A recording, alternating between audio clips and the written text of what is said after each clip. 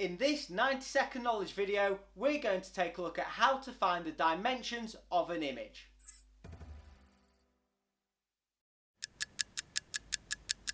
When times are tough, you need all the help you can get. Subscribe to DO Digital to get more practical digital marketing tips that you can use. While creating a web page or a blog post, it's super tempting to grab any image and add it to your post, then hit publish. While this is quick and easy, it can lead to images which are too big for the space you're trying to put them into. But so what? The user still sees the image. What's the problem? Images which are too big make your web page load more slowly, which means potential customers are more likely to leave your website and you sell less. So I'm going to show you how to find the image dimensions you need and the size of the image you've used. Then you can use the image resizer tool we created to make your images the right size, and we'll link to that in the video description.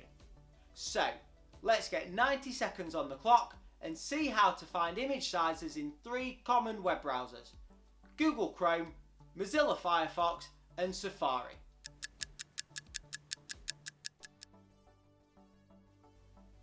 In Chrome, find the image that you want to know the size of, right click on it and choose Inspect. A new window will open showing the code of the web page and should automatically select the image you've chosen. Hover your cursor over the blue underlined content and a pop-up will show 2 key numbers. The intrinsic size shows the dimensions of the image file and the rendered size is the dimensions of the space the image fills.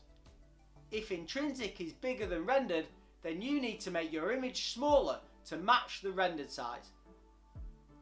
In Safari and Firefox, it's pretty much the same process. Right click on the image, choose Inspect Element and hover over the blue underlined selection. But now you compare the numbers in the pop-up, which is the intrinsic value, with the number in the browser window. This is the rendered size. If intrinsic is bigger than rendered, then you need to make your image smaller to match the rendered size. See, it's super simple and super effective. That's how you can find the correct dimensions for the images you need to use in your content. It's always a good idea to use placeholder images as you build your content, and then you can find the correct dimensions and only have to save your actual images once.